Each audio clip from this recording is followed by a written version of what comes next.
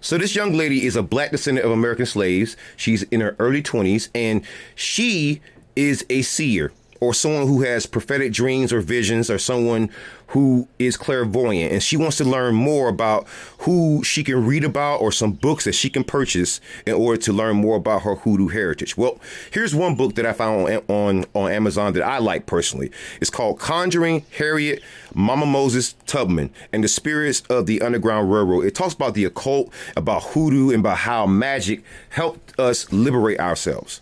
See, we didn't just always follow Christianity or the Abrahamic beliefs. We had our own beliefs. And this book mentions other people like Mary Ellen Pleasant, and I'll talk about her in just a second, but others.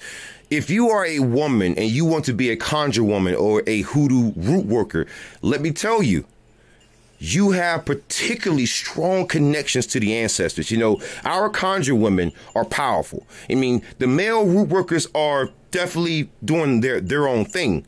But the women have always been some of our greatest leaders, some of our greatest champions, and some of our greatest advocates through the power of ancestral energy and also hoodoo.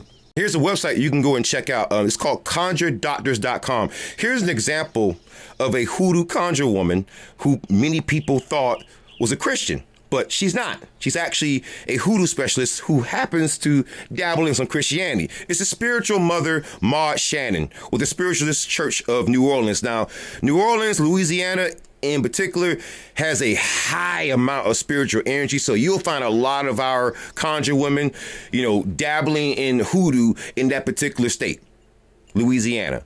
And it also ties back into what I say, you know, usually when you hear the term mother, in some churches, that is linked to hoodoo. And you're seeing some examples of that right now. And you can even check out others, such as Caroline Tracy Dye, who was better known as Aunt Caroline Dye, a hoodoo conjure woman who was once a slave in Spartanburg, South Carolina in 1843. And then she started moving around the country, you know, Mid-South, Arkansas, all over the country. And she was a seer.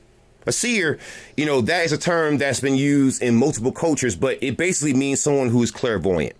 You know, my 8th grade grandmother was actually not a black woman, a white woman from Holland who married a black slave in Rhode Island. And she was a seer. And so some of my ancestral magic doesn't just come from black people. No, that comes from all over the world. So this is why, you know, in my particular family, black and white people, it didn't matter. We were always into the occult, magic, and that kind of stuff. But back to this particular woman, you know, she is, you know, very, very popular. And she, what I like about her the most is that when it comes to being a seer, especially in hoodoo, she exhibits all the classical abilities. So studying her would be a great start. Or like the other woman that I mentioned, Patsy Moses, the Texas conjure woman. Well, she was born a slave. Yeah.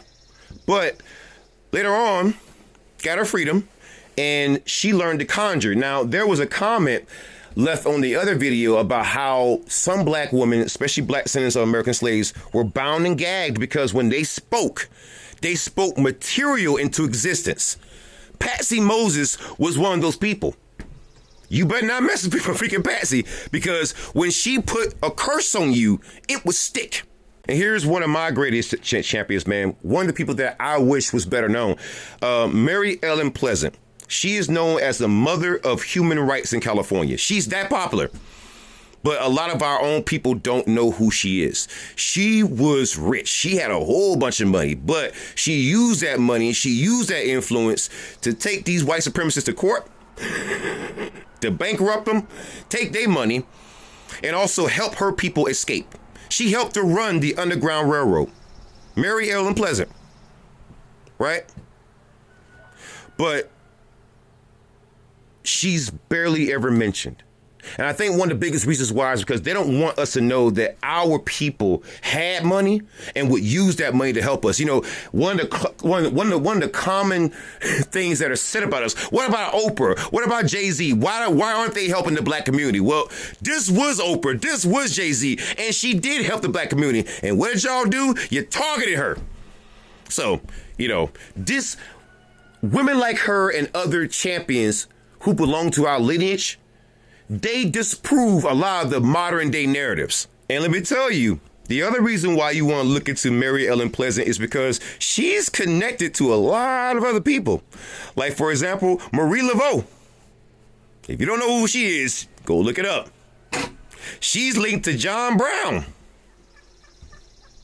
If you don't know who he is, look him up.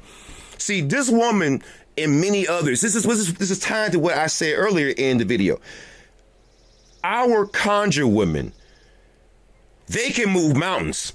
Oh, they know folks and they can move mountains. So the reason why I want you to look into Mary Ellen Pleasant along with the others is because what she shows you is how to take whatever you get and use it to further your own people or to better yourself.